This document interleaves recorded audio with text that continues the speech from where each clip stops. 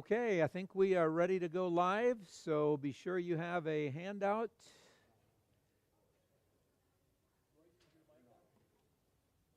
It is.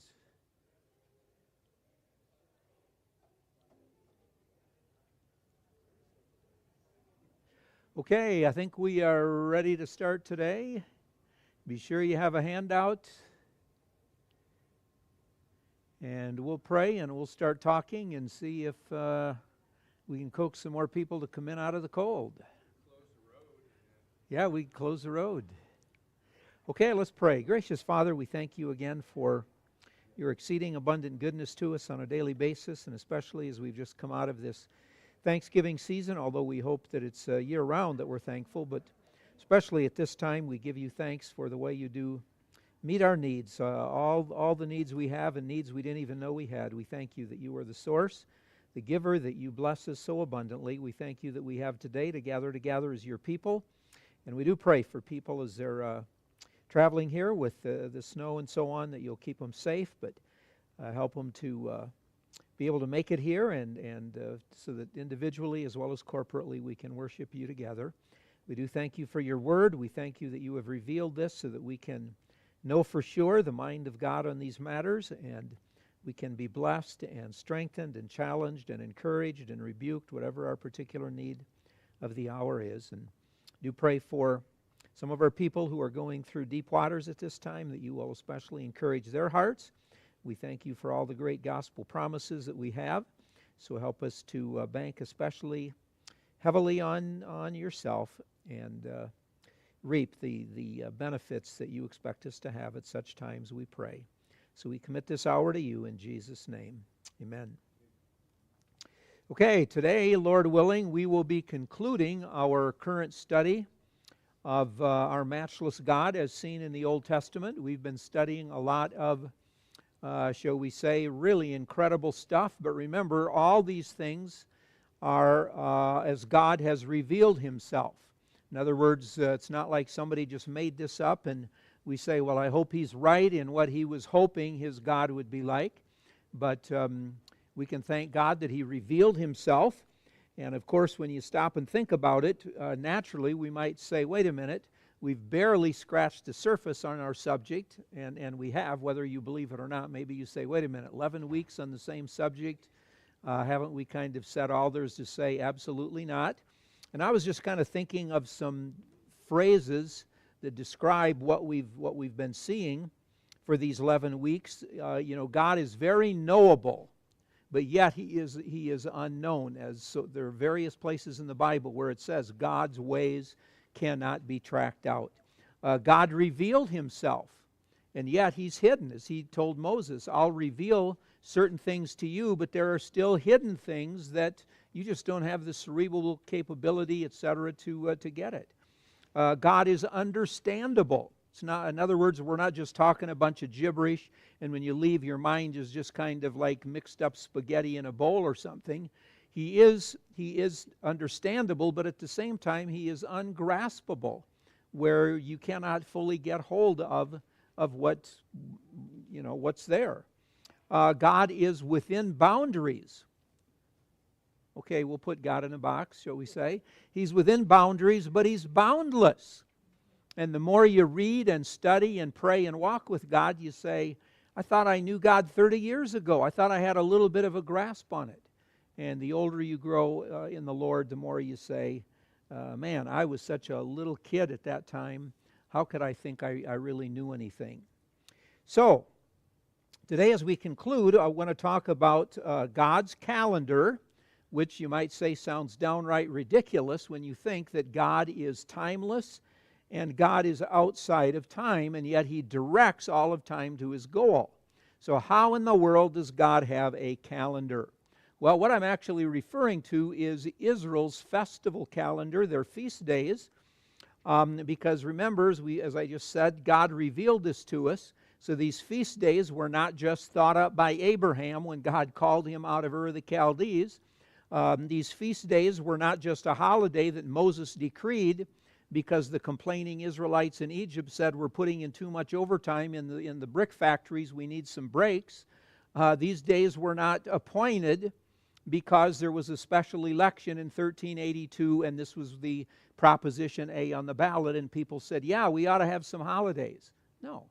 God revealed these festivals, these feast days, for a very specific reasons, as we will see. And this is a very appropriate or relevant thing for us, because in each of these feast days, God is actually emphasizing some very important things, and they're actually about Himself. I mean, when we think of a holiday, usually a holiday is more about us, etc. But when God emphasized these, it was all about God. So yes, they were celebrating different things, as we'll see, but in reality, it was emphasizing God. And so, maybe you say, well, wait a minute. I remember sitting in the Sunday school class here early in May, and I remember getting a handout, and the handout said Israel's festival calendar. So can I just leave now because I was here that Sunday and I know everything about it? Well, if you might know everything about it and want to leave, okay. But on that Sunday, the Sunday school lesson, I'm not sure how it gets this way, but I had way too much material. So at the very end, I spent about 2 minutes just overviewing this, okay? So if you save your handouts in a notebook to get back at me someday and say, well, 5 years ago you said this. I got it right here in my notebook. Okay, go home, check your notes from the last Sunday school series, and you will see a little bit on the bottom of page 2 of that handout. But today, Lord willing, the whole Sunday school lesson is going to deal with this. Now, for a little perspective, first of all, maybe let's just think of, let's say, the KBC liturgical calendar. And I know we generally don't use the word liturgical with KBC because you usually think of like big denominational churches. But actually, we have a liturgical calendar. We follow a liturgy at Kaysville Bible Church. If you don't believe it, just change the order of things in the bulletin some Sunday and see how many people howl, okay? Well, that's really what a liturgy is all about. I mean, we have a Sunday service, we have a third Sunday observance of communion, the Lord's table. Generally, we have an Easter service, we have a Thanksgiving time, we have a Christmas Eve service, and woe be to the person who tries to change them, okay? That's just liturgy. Well, or think of it along the line, shall we say, of our American calendar, okay? And think of all the holidays that we have on our calendar. Some of them, they just call them commemorative days. Others are set-apart holidays. But generally, when you think of an American holiday, I mean, what do you think of? You say, okay, it's great. I get off work. I get a paid holiday. I have a family party. And probably, if I'm owner of a business, I'm rejoicing because I'm going to make oodles of caboodles of money selling stuff just for that holiday. So, I mean, we're used to holidays, okay? And far too often they're for all the wrong reasons. Not that there's a problem getting together with family, but we've forgotten the real basis for the particular holiday we're celebrating. Well, when it comes to Israel, and we have God's perspective, God is saying, I'm going to lay out your calendar for you, and these are things that are actually part of your relationship with me. Part of you showing that you really do know me and you want to walk with me and you want to obey me. It wasn't just like, well, I'm going to skip this holiday. No. These were very, very significant times on the calendar. So, for a Bible perspective, generally, when we're studying law, because actually these holidays come under the broad category of law. So when we're thinking of law, you can think of, and you can see this on your sheet there, but here's this big category of law, and then under it we have, on the one hand, we have moral law. So as you see there on the handout, moral law simply as laws by which the Creator governs the moral conduct of all creatures for all times. So some of the laws in the Old Testament would, as we categorize them, we call them moral laws. There are others that we call civil laws. Okay, civil laws, and you see a brief explanation there. Israel's duties as a nation, for Israel as God's people in a theocracy. Okay? Israel's people specially was set apart to God, and so there were special rules that pertained to them in a theocracy. But then number 3, ceremonial laws. Okay, ceremonial laws. And these are laws that pertain to Israel's worship. Generally, they prefigured Christ, or they found fulfillment in Christ. And then under that, we have some subpoints as well. As you see, we have the tabernacle or the temple, because that had to do with Israel's worship. Also, we have the sacrificial system, as you see on your sheet, and then ultimately here we have the feasts or the festival calendar. Okay, so I give you this simply so that you will see where we are when we talk about this, as we're narrowing down the Old Testament, starting with the laws, but we are down here dealing with the under the ceremonial. We're going to be dealing here with this festival calendar or the feasts that God gave Israel.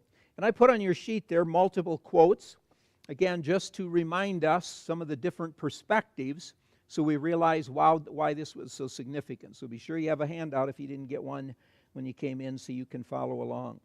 So the first quote there: God rules history and directs events that occur in space and time. Thus the Lord sets aside certain times as holy days and weeks that mark ancient and contemporary history as more than the passing of hours. God calls, provides, forgives, and protects, and the observing of these festivals and their attendant rituals demonstrates Israel's faith in their God. So, as I said, this isn't just a matter of, oh, I'm going to sit this holiday out, it's no big deal, etc. It's no, God appointed this holiday because of the incredible theological teaching that He wanted to impart to His people. The next quote: the feasts of Israel were the ritual expression of its life as a community of God's people. Through the feasts, Yahweh's faithfulness in the past became the ritual basis for the hope they held for the future. The 3 times in the year when all males, and most everyone else, went up to Jerusalem were times when God reminded them of the unity and rhythm of their life in His covenant. Another quote: the celebration of the holy days illustrates yet another gospel lesson.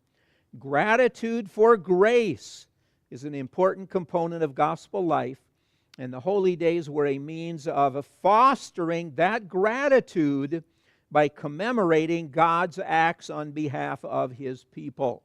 So by having God set apart certain things and saying this is a special feast day or festival, it gave them shall we say, a built-in opportunity to show gratitude for the grace of God in all these great things He did. Some of them are going to deal with historical events, as we'll see, but also what He is doing on a continuing basis. And by obeying these regulations, they are actually projecting it into the future. So, some points to remember kind of as background. As you see about halfway down there, background points to remember. And you might want to turn to Leviticus 23, because this is one of the key passages, and perhaps the key passage that deals with the festival calendar, where God just outlines it step by step, verse by verse. But some key points to remember as we examine this material today are, number one, remember they were reminded that the Lord established the calendar or appointed the feasts. Okay? So, excuse me, notice immediately beginning in 23:1, the Lord spake unto Moses, saying, Speak unto the children of Israel, and say unto them concerning the feasts of the Lord, which ye shall proclaim to be holy, speaking God's words. So notice those expressions. He says, these are the feasts of the Lord, they are holy convocations, and they are my feasts. Okay? Secondly, as we walk through the chapter, you will begin to see that this expression, holy convocation, recurs over and over and over again. Okay? And of course, The word convocation simply means or refers to like a call or a summons to come together. It was meant to be a special time, a sacred day of celebration. So it's reminding us it's an appointed time. But secondly, notice the word holy that's joined with it. Holy sets it apart from every other day. So God says these special festival days, these feast days, are not just a day off from work, but they actually have a special quality to them that sets them apart from every other day of the year. And I think that's going to be important to remember as we go through here. So you didn't just say, well, I'm going to do what I want to do on that day because I've already spent 3 hours at a parade, I've celebrated, so now it's my day. God says, no. Remember, this is a holy day set apart for that purpose. Thank you. Now I can be a two-fisted drinker. You forgot to put Kool-Aid in here, but thanks anyhow. We have a nice little squirty thing at home where you just kind of squirt whatever it is in and it flavors it whatever you like. So when all I drink is water, it's just like I'm not even thankful for water anymore. Okay, back to what matters though. Okay, so holy convocations. So the people of Israel as a holy nation, and here's the quote on your sheet, the people of Israel as a holy nation also had to understand that holiness required strict adherence to holy days, to stated times of convocation before the Lord. Continuing, the purpose of these occasions was manifold, but in the framework of holiness, it was to remind God's people that not only are persons, places, and actions holy, but times are also holy. And by the way, the writer here, as he's commenting, talking about all these different holy things for Israel, remember where we are, Leviticus 23. And remember, a key term in the whole book of Leviticus is holy. And if that's not enough, remember Leviticus 17 to 26 is technically called by Old Testament writers the Holiness Code. It's referred to as the Holiness Code because that section talks so much about holiness for Israel's lifestyle, for the priests, for the sacred days, for all these things. So he simply is reminding us here that, this whole section of the book of Leviticus is reminding us how God is setting apart a people, and they're not just set apart for a Sabbath morning for 2 hours of worship, Sunday school and a preaching service, kind of mixing the old with the new. But rather, they are a set-apart people, and all of life on a daily basis is supposed to be set apart to them. So, continuing the quote, there must be days set apart from the calendar of secular self-serving activity so that the servant people might ponder the meaning of their existence and of the holy task to which they'd been called. The special days and seasons put them in touch in a unique way with the person and purposes of the God of eternity who transcends life on a cyclical, calendrical level and who calls his people again and anew to their servanthood in the earth. Third key thing to remember as we walk through here. Although these are considered ceremonial laws and they apply to Israel's worship, as we noted here when we looked at this outline, this does not negate them or this does not abolish them with the coming of Christ, but they are very applicable and appropriate for 21st century believers because of these great moral principles that God was trying to teach his people that are still relevant today, because the God who ordained them is the God who is still God today. So again, just a couple of quotes, and I know this time my sheet is extra heavy maybe on quotes, but I'm just trying to really hit this nail on the head so we get the point from different directions.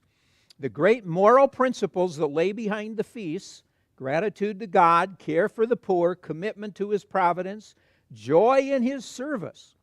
All these heart characteristics retain their validity as elements of our permanently required response, but the precise forms and times no longer possess their relevance. So in other words, Payne here is simply reminding us that, yes, there was a form and a function for Israel. The form, however, has changed because we live on the opposite side of the cross that these people did. But it doesn't do away with what God was trying to teach them with these feasts. Another quote here is, the coming of Christ superseded these typical ordinances, and the divine instruction which Christians are to draw from them concerns not God's will for their own present action, that is, not to observe Passover, not to observe unleavened bread, not to observe Feast of Tents, etc., but the truths concerning God, man, and Christ, which the observing of these ordinances was always intended to inculcate upon Israelite minds. And then a fourth thing to keep in mind as background, although we said that God established the calendar, there actually were basically, we would say, three major reasons or three major bases behind the feasts. And this is really, shall we say, where theology shouts. In other words, when you stop and think of these reasons behind the feasts. So number one, some of them, and by the way, as we'll see, it's possible to have more than one reason for a feast. But one major one is agricultural. In other words, God tied in a holiday with the season. Israel, of course, was an agrarian or an agricultural society. They didn't make most of their money through agriculture or through a high-tech industry, anything of the sort. It was agricultural. So it's no wonder that God built these special reminders into the very, shall we say, warp and woof of life, the very thing that they were going through. Okay, historical. An event in their history that gave rise to it, or commemorative of something. And again, as we're talking about their festivals, you might even be thinking of American holidays, how they tie into maybe certain of these things, where we have maybe a holiday that ties into agriculture, and we really do. We just celebrated it. Holidays that tie into historical events. We do. Yeah, July 4th, etc. And then religious, where a theological point is being taught. And I realize in one sense we might say all these holidays were religious, because even if they were at an agricultural season, an agricultural time, or a historical event, there's probably a great religious reason that's behind it. And then toward the very bottom of your sheet, I have given you the major passages where Leviticus 23, a couple of chapters in Deuteronomy, Leviticus 25, those are really keys. And then you have some others that are in the book of Exodus. So, everybody with me on the same page? You see where we are? Okay, so let's begin, and let's just quickly walk through these. Let's walk through these 12 special festival days. Let's walk through Israel's yearly calendar, if you will, and see what God was trying to teach them. Okay, so we start over on the left with the weekly Sabbath. Okay, the weekly Sabbath. Now this really seems foundational for all of the others, simply because this actually goes all the way back to creation, so this is actually a moral law. It's not like we say, oh, the Sabbath was only given for Israel. Now granted, the day has changed because of the resurrection of Jesus to Sunday. But the point is, it is still, I'm a strong believer in the so-called Sabbath principles, where what God was trying to teach Israel concerning the Sabbath now needs to be brought over to what we do when we think of, well, what is appropriate for a Sunday. So of course this has H. You could write below it or whatever. If you, as we walk through here, you want to say, well, what's the great significance? Well, there you could put an H for historical, because as I said, this goes back to creation, Genesis 2:2-3, where we see that God, shall we say, wrote this right into the beginning of it all. So let me quickly read those two verses. And on the seventh day, God ended his work which he had made. He rested on the seventh day from all his work. He blessed the seventh day and sanctified it. That's the word holy. because that in it he had rested from all his work which God created and made. Okay? And then you could also put an R here for this particular holiday, or for this particular day, because it had special religious value on what was to transpire on it. And so let me quickly read what we find in Exodus chapter 20 in the Ten Commandments, where Exodus chapter 20, picking up with verse 8, remember the Sabbath day to keep it holy. 6 days shalt thou labor and do all thy work, but the seventh day is the Sabbath of the Lord thy God. In it thou shalt not do any work, thou, nor thy son, thy daughter, thy manservant, maidservant, cattle, stranger that is within thy gates. For in 6 days the Lord made heaven and earth, the sea, and all that in them is, and rested the seventh day. Wherefore the Lord blessed the Sabbath day and hallowed it. That's the word holy again.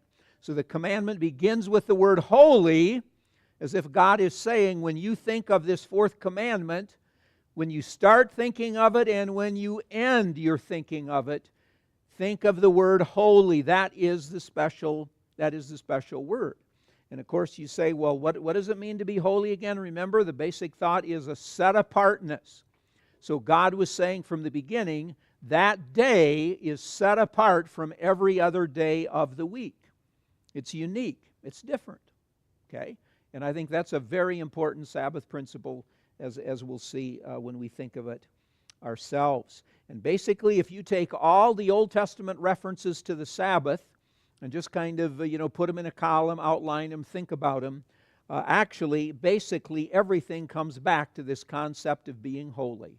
I mean, that's what God, shall we say, just hits the nail on the head over and over and over in the Old Testament with Israel. He doesn't keep saying, well, you need to take that day to rest or else you're going to die in your 50s instead of your 70s. You've got to take care of your body. No. Now, it is good to have that rest, and he says that. But he says, this is a day set apart from all others. It is holy. It is special. It is unique. And that is what is so important about it. Now, it served a couple of great purposes. Number one, rest or refreshment. Man and animals need this day set apart. Okay? In other words, the way God made the human body, and with the fall and everything deteriorating, God knows people just need a day to rest, a day to have a different routine, etc.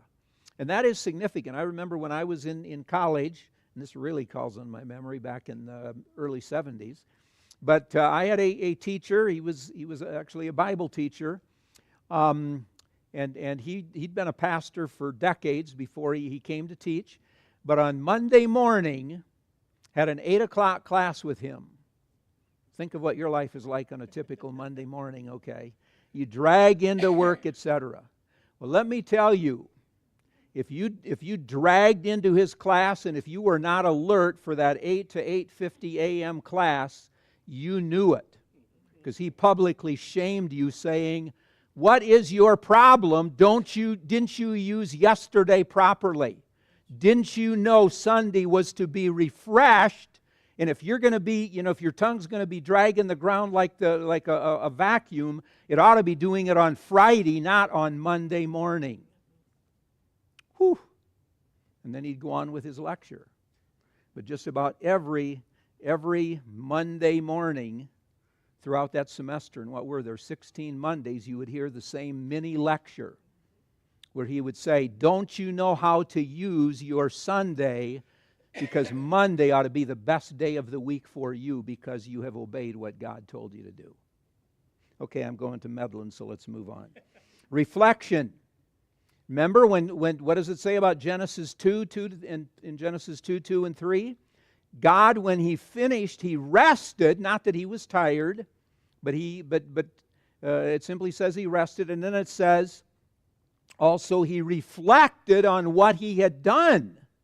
And wow, did he have a lot of neat things to reflect on, huh? And so when God gives us a Sunday, it gives us an opportunity to reflect back on the labor and accomplishments of the past week. Whoa, look how God blessed me here. Look at what God did for me there, etc. And actually, at the same time, we might say, I think is built into it this whole aspect of thinking ahead and reflecting on the week to come and preparing for it.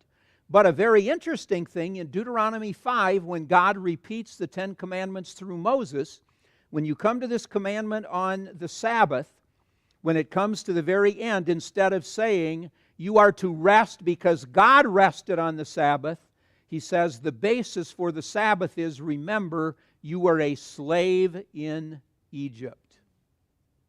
So he's saying, yeah, another reason you should, when Sunday, as we would say, comes around, is you should spend time reflecting on the great salvation that God has provided you when he set you free from your Egypt.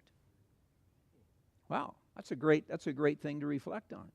So can you begin to see why God would build this into the system as he is trying to remind these people that as soon as you start forgetting this kind of stuff, it's going to radically change your mind. The way you use the day, you're going to start taking your salvation for granted. Well, of course, God should forgive me. That's his job, blah, blah, blah.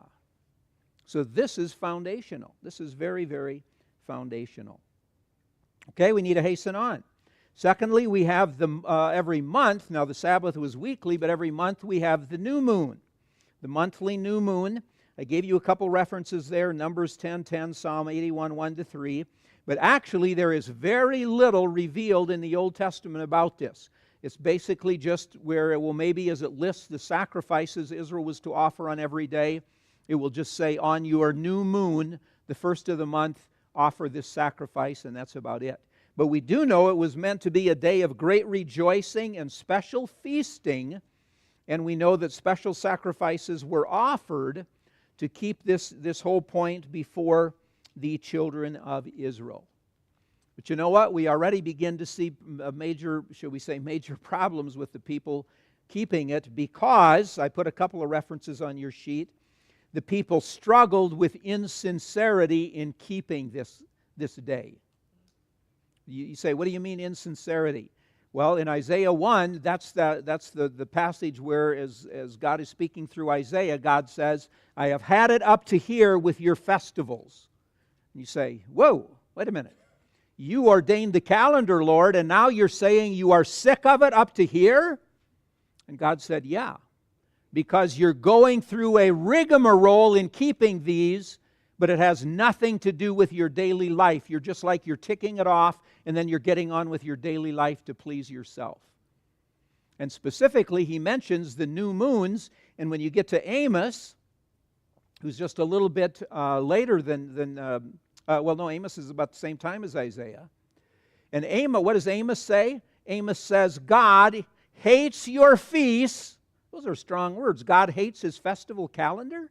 Give me a break. But the whole point is because he said, you businessmen are sitting at home and you're watching your clock and you're saying, I can't wait for the new moon to be passed so I can go out and rip off some widows and some orphans. And God says, that's not why you sit at home and observe the new moon, just counting down the hours until you can open your business and take advantage of people. That's why God says, I've just had it up to here with your religiosity, because that doesn't save. That's you're not right with God when the whole thing about this is you're just so antsy and itchy you can't wait for the day to be over so you can get back to doing your earthly secular stuff. It's pretty interesting. Pretty amazing. Okay, we come number 3, Passover. As Leviticus 23:5 just summarizes it, in the 14th day of the first month at even is the Lord's Passover. Now remember that most of these special days revolved around 3 times in the year, as you can see by just glancing at your calendar. The first month, the third month, and the 7th month. So this is what is called the first pilgrimage festival, because this is the time early on in the year when, if you were a healthy, able-bodied male, and as one of the quotes reminded us, there'd be more than just males that would go, but the male was required to go to the central sanctuary after they got in the promised land. That was, of course, Jerusalem. and to have a communal celebration of these festivals. Okay? So, if you're writing down initials by the feast, you could put an H here for historical. God had delivered the Israelites from Egyptian bondage, and even though the verse I read in Leviticus 23 and verse 5 didn't say that, 4 other times in chapter 23 and chapter 25, God reminds Israel that it's all about you were slaves in Egypt, you were bond slaves in Egypt, and I delivered you or I set you free. But we could also add an R here, because as you know, this was a very significant religious event on Israel's calendar. And you can go back to the book of Exodus, chapter 12, 13, etc., where Passover was instituted, because this was to be a reminder to them of their, it was a memorial of redemption. And all throughout the rest of the Old Testament and actually into the New, the thought goes back that this was the ultimate paradigm or the ultimate picture of God saving people, God redeeming people from their sin. So it was a memorial of redemption, and the word Passover itself, which we think of as meaning like I pass over or I spring over, actually the word only occurs 4 times. The verb form only occurs 4 times in the entire Old Testament. 3 of them are right there in Exodus. But probably or possibly the thought is also of hovering to protect. So when God says, I will pass over you, so the destroying angel doesn't come in and kill you like he's going to in the Egyptian homes, God was saying, I will hover over your door to protect you. And that blood that you put on the doorpost will be a sign, shall we say, of my explicit presence watching over you. And then, of course, as I also put, there are principles of deliverance here that became regulative of future salvation, where Israel was set free from slavery to a foreign power. In other words, a reminder there is an objective realm of evil that people need to be delivered from. People are sinners by nature and by choice, and they need to be delivered from it. It's all of God's grace. The redemption from Egypt had nothing to do with Israel being goody-goody, or, they were just slicker than the Egyptian army to get out of there. No, it had everything to do with the grace of God. And also the principle of adoption, where in Exodus 4 and verse 22, God specifically said, Israel is my firstborn, and therefore you Egyptians, you're messing with my children. And that's a pretty bad bargain, if you will, to think you can mess with God's firstborn and get away with it.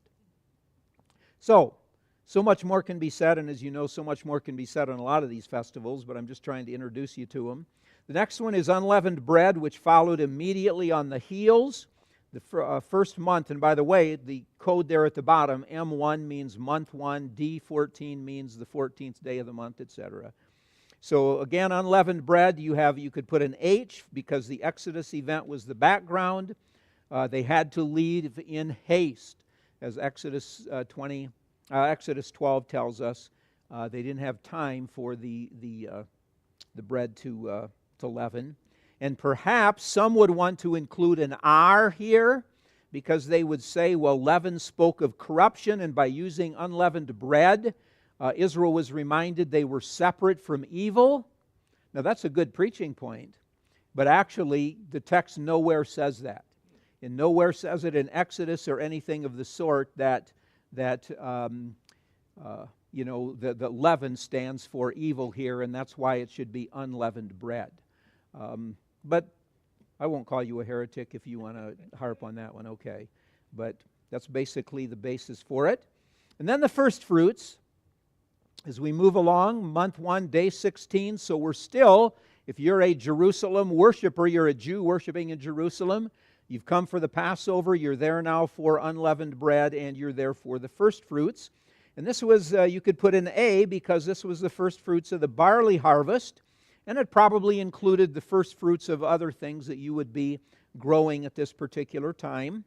So it was agrarian in nature, but it also had a great theological point, and this was that God is the giver, or God is the source of every good thing that Israel possessed, and that He is the source of all things that nature produces. And you say, well, why would He need to emphasize that? Well, remember, we've over and over in various lessons talked about the depravity of Canaanite religion, because it was a fertility cult. It was based on fertility rites, etc.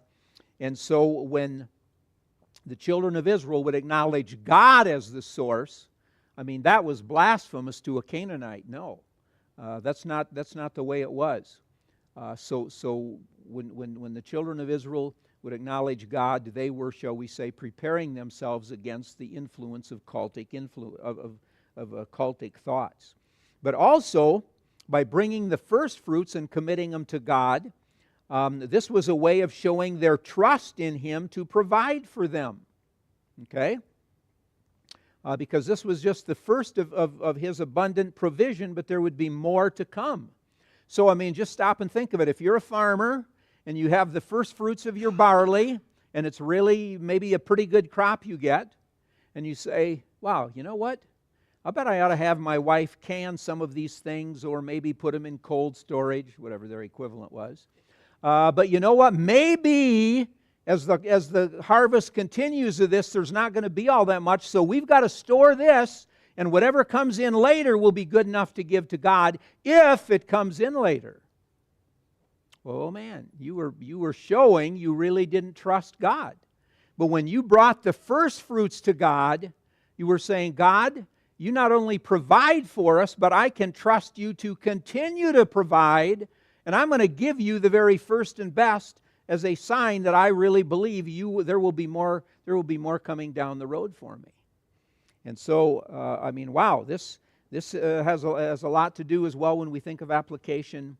We'll get to, Lord willing, at the end of even just for us today when we put money in the offering, etc., where it's way too easy to say, well, I really don't have that now, but if God really prospers me next year or the next year when I get that promised government raise, whatever that means, or in retirement, well, then I'll have the money, I can do it. He says, no. This is coming to you right now. And when you are faithful, God is also going to be faithful in providing.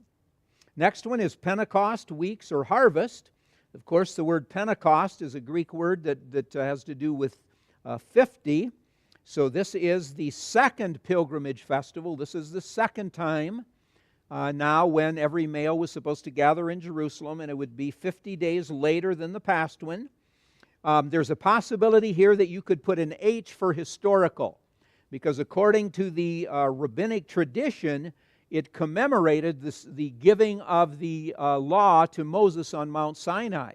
And if you go back to Exodus 19 and verse 1, it says, on the third month when Israel came to Mount Sinai. And it doesn't specifically say on the seventh day of the month Moses went up into the mountain, but it could well be that there is that major historical tie-in. But for sure we can put an A here for agriculture, because this was the wheat harvest. So once again, when they would come and they were commanded to bring 2 wheat loaves, okay, as they brought these, they recognized God as the source of their daily food. They were once again saying, thank you, Lord, for providing daily food for us, for meeting the particular needs we have, and we acknowledge that you are the giver. And of course, maybe you say, well, why does this point keep coming up that God keeps saying, I want to remind you I'm the source, I want to remind you I'm the giver of all good gifts? It is simply because of the Canaanite religion. It is because of their environment, where their environment was constantly telling them, you are sufficient, you are the one that provides for yourself. You've got it made because you're so smart and so good looking and so hardworking and blah, blah, blah. And God wanted to say, no, you've got to get away from I, me, my, mine, and you've got to recognize God is the one who provides. And then trumpets, as we come now to the 7th month and the first day, So why don't we go with an R here for religious? We really don't know all that much, again, about this particular feast day. But we do know that it was actually the New Year's Day on their calendar. And so possibly that's why they would blow the trumpets. But you could also put R here, because we're gonna interpret it as being basically a religious reminder that as they began this all-important 7th month with 2 very key festivals coming up, that this was their way of blowing the trumpet, shall we say, to bring their needs before God or to get God's attention. And that's what we call an anthropomorphism. In other words, we're looking at God with human features. So it was like, as we blow the trumpet on that day, we're getting God's attention of these of the needs that are coming up the next couple of feasts. And then we come to the Day of Atonement, the 7th day, the 7th month, the 10th day. And although Exodus was the most important event in Israel's history, this day was the most important day on their calendar because it was the day of national repentance. It was the day of forgiveness of sins for the people, as well as they would ceremonially atone for the cleansing of the tabernacle or the temple. So this was the most solemn day out of all the festivals. Okay? It was a day of fasting. It was a day of total self-denial. Well, you could put an R by it. Probably we could say that 2 key things stand out religiously. Number one, as you remember, this is the only day of the year when the high priest could enter the Holy of Holies, and he would go into that most holy place, and there you would have the Ark of the Covenant. Over the Ark of the Covenant you would have the lid, solid lid called the mercy seat, and on each end of that lid you would have a cherub, one on each end with their wings outstretched. So the cherub over here, his wing would go halfway and would touch the cherub's wing who was over on this side. And right there, underneath that, on top of that lid or mercy seat, is where the priest would go through this, shall we say, rigmarole, etc., and sprinkle the blood, etc. And it was the way of God then telling them, yes, you can have assurance that your sins for the past year have been forgiven. You are in a right relationship with me. There is fellowship. But then there was also a second thing, a second key here that was a really neat visual aid or a picture.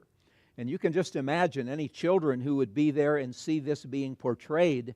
What a great event this would be for them. I mean, it beats a YouTube video, okay? You're seeing it live and realizing this was not doctored up. This is real. So remember, there were 2 goats that God told them to choose. One of them had already been sacrificed. And then the priest, the high priest, would take the other goat, still alive, and he would bring that goat and he would take his hands and press them down on the head of the goat. And in so doing, it was indicative, if you will, or the picture was, he is transferring the sins of the people because he's the representative of the Israelites. He was transferring the sins from the people onto the head of this goat. And this goat, they were now going to, and this is the goat that in the King James, we usually refer to it as the scapegoat. And this was the goat then, that after he has confessed their sins on the goat, they would send out into the wilderness. And it's interesting, in Leviticus 23 and in Leviticus 16 and verse 21, because Leviticus 16, the whole chapter is basically about the Day of Atonement. And in Leviticus 16:21, it says, the end of verse 20, he will bring the live goat, and Aaron shall lay both his hands on the head of the live goat and confess over him all the iniquities of the children of Israel and all their transgressions in all their sins, putting them on the head of the goat, and shall send him away by the hand of a man fit into the wilderness. So with those 3 different Hebrew words for transgression, one of them having to do with deviation, another one having to do with rebellion, the other one, the most familiar word for sin, missing the mark. Basically, if you will, that covered all the sins of Israel, from the high-handed sins all the way down to the inadvertent things that they weren't even aware of. So in other words, as the priests confessed the sins of the people, He was saying, we are a sinful people, but all the sins we committed, whatever the nature, we are putting them on this goat. And then this goat would be sent out into the wilderness, never again to return. So what a visual aid to see that goat leaving you and to know, look what God is telling us. He's saying that our sins are forgiven. He didn't just sweep them under a rug, and next time we sin, he's going to pick up the rug and say, see, I told you, dirty Israelites, you were going to sin again. I didn't forgive you. Or he didn't just put them in the closet so that when Israel sinned the next time, he could open the closet door and say, yeah, I should have known that you didn't learn your lesson. No. He said, I want you to know your sins are forgiven. Totally put away. And interestingly, in later Jewish times, according to the rabbis, they would take the goat and they would push it off a cliff as a sign that there was no way the animal was going to come back. I mean, if you're out in the wilderness during the 40 years of wilderness wandering, it'd be bad news if you sent the goat out and you woke up the next morning and said, what's that goat over there by my neighbor's tent? Oh no, that's the scapegoat. Now what do we do? I'm sure, they let it far enough out, there was no way it was going to find its way back. But to make sure, in later history, supposedly they would go and they would push it off a cliff to make sure the goat really had died. And then we come to the week later or so, the 7th month, the 15th to 21st days. This is the Feast of Tabernacles or Ingathering. And this now was the opposite. If the Day of Atonement was the most solemn day of the year, this was, shall we say, the happiest of all the festivals. This was the real gala of the festivals. So you could put an H there because it's called Feast of Tabernacles or Feast of Tents or Feast of Huts, because during this 7-day festival they were reminded that they lived in tents in the wilderness. So again, you can imagine what a great visual aid this is for children. Okay, let's just say my children, I'm not a camper at all, okay? I only camp in hotels, nice motels, etc. And so all of a sudden, if here during this month I'm out there in the backyard gathering sticks and tree limbs, etc., and building a tent and telling my family we're going to camp in that for a week, it's like, Dad lost his mind. He's been working too hard. What's going on here? So it was great because the children would say, what does this mean, Dad? Why are we going to be camping out like this for 7 days? And the dad could say, it's because we are remembering those 40 years in our history, from 1446 to 1406, although he didn't know the dates at the time, but we'll surmise he did. When we were camping in the wilderness, we were totally dependent on God. Where were we going to get daily food? Where were we going to get water? How were we going to be protected from enemies? What about our shoes wearing out? Then what do we do? Get blisters on our feet? Total dependence on God. And so here, that's what they were doing with this festival. They were reminding themselves of that great theological point. God really is the source, the giver of everything that we have, even in the most difficult of circumstances. But then also you can put an A for agriculture, because this was the end of the agricultural year, the gathering in of the grapes, and we would probably say the vine harvest. So it was a great time to rejoice in God's bounty. So this is pretty easy. What equivalent in the American calendar would we have here? Thanksgiving. Yeah, basically the end of the year when we bring in, all of our things, and there's some great Thanksgiving hymns that we sing that talk about, we're harvesting, we're bringing in all the good things that God gave to us that year. Moving on quickly to the next one, Purim, the 12th month, 14th and 15th days. This was actually not part of the original legislation to Moses, because as you know, the entire book of Esther is devoted to the background for this. So you could put an H here for history, and actually also you could probably put an R for the religious teaching of it. But from about 483 to 473, as you remember, is when Haman, the wicked guy, hated the Jews, wanted to just wipe them out, and God providentially had raised up Esther. And as a result, this was a time of great national rejoicing, because once again they were delivered and spared. They were redeemed, if you will, from those people, those who hated God. So it was a very nationalistic holiday, and probably this would be somewhat like our Independence Day, if you will. It was a reminder from history of what God has done. And then concluding here, we have the sabbatic year, which was only every 7th year. So you could put an A there for agriculture, because the land was to lie fallow and not be tilled. So it would give the land an opportunity to rest. And probably we're not too far afield when we say the reasoning here was they did not have all the chemical things that we have today and all the agricultural expertise in that sense, as far as just keeping your land, shall we say, fresh. So possibly this was just God's way of saying it gives the land an opportunity to rest and be nourished. Also, it would be a way to actually give the people some rest as well, because farming can be a pretty difficult adventure. But also we could put an R here for religious, because of humanitarian issues.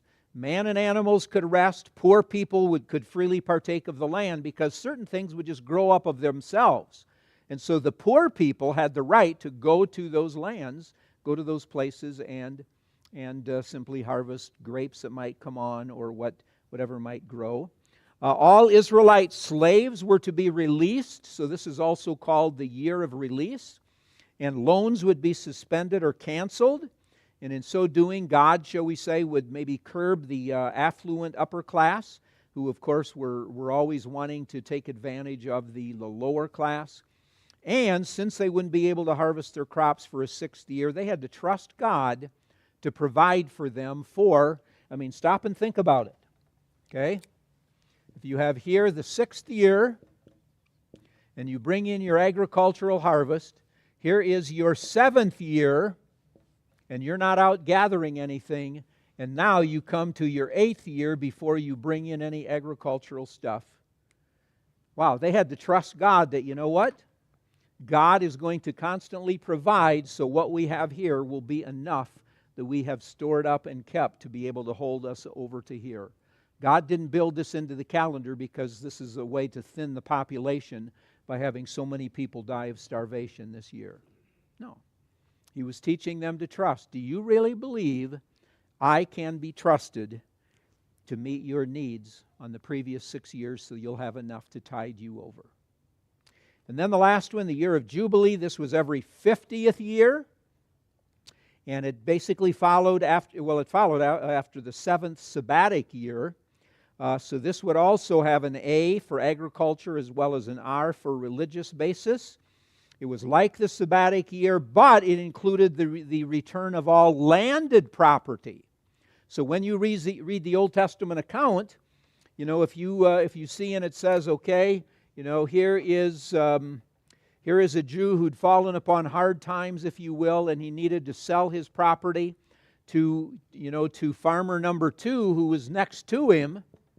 When this guy would bargain on what he's going to pay for it, he would calculate how many years until the next year of Jubilee.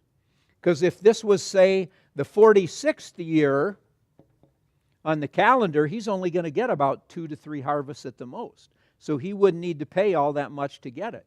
But if this was maybe the 13th year or so, wow, he's got quite a few years here that he can have that land to make some extra money on it.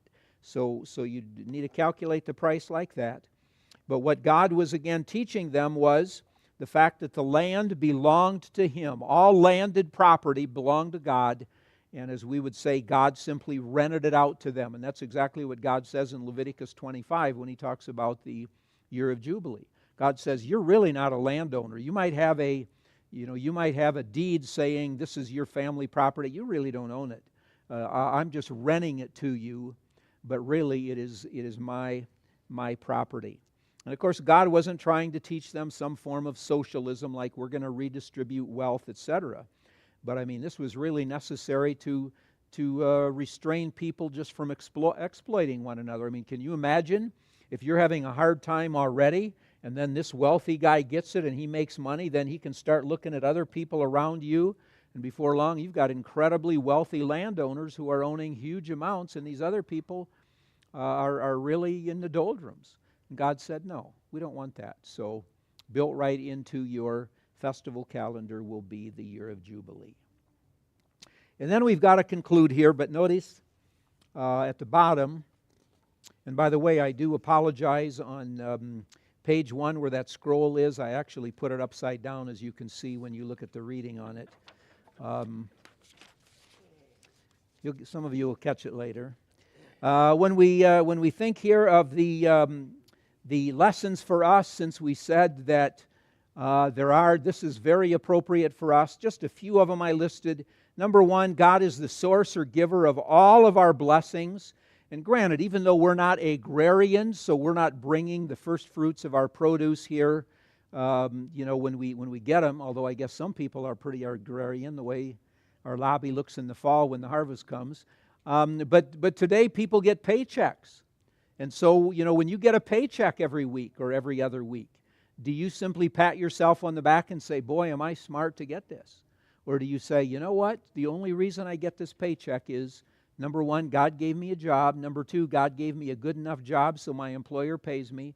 Number 3, God gave me the health and the wisdom to be able to perform the job, etc., etc. I mean, the principle is right there, where we should, as God provides, we thank Him and realize He is the source of every good gift. Secondly, God's faithful provision or care in all areas. 3, faith or trust in God to provide. 4, God superintends His creation, and thus we commit to His providence. We say that we believe God really cares for what He has created. And number 5, stewardship of resources. And of course, people today are big environmentalists, etc., and oftentimes they will even blame Christians because they'll say, well, you're just so heavenly minded, and you're saying that I'm going to soon be dead and out of this world, so I'm going to just trash it. No, Christians aren't to blame for environmental problems and ecology problems. But as Christians, we ought to set a good example. I mean, number 1, we ought to enjoy creation because God gave it to us. We ought to take advantage of it in a good sense. We ought to try and say, well, what is here that God built into creation? But all the same time, realizing we are accountable for the way we do treat it, because it's not something to be trashed, because we're going to be out of here in a glorious place called heaven sometime. But again, very, very, very valuable lessons.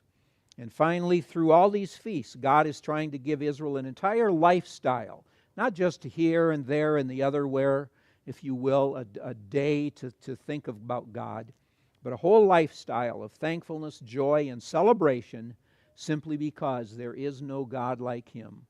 And so all these feasts are actually just leading Israel right back to God. And then you can read a really lovely old hymn, a good Thanksgiving type hymn. I love it. And then also I just put an interesting thing at the bottom concerning an archaeological find called the Gezer Calendar, which actually seems to have been, I mean, it's just a small thing about like this, but it seems to have been probably a schoolboy's writing tablet, just like in the old days in America where students would sit at the desk and they'd have their own little writing tablet and they'd practice A, B, C, D, etc. Well, this guy, as he was learning, he learned the seasons of the year in Palestine by simply putting, 2 months of this, 2 months of that, 1 month of this, etc. And so he was learning the calendar. And he probably didn't erase it good enough. That's why it's called a palimpsest, because it's like, if I would simply erase some of this but really not erase it completely, and then I'd write something over it and you'd say, was that originally written there, or is that when it was written over, it's kind of fudgy, whatever? Well, that's what this archaeological find is actually like. It's just kind of smeary, if you will, be like it wasn't erased properly by the schoolboy. Okay. Hope you learned 1 or 2 things over the last 11 weeks or so. Lord bless you. We'll take a little break and then we'll have our morning service.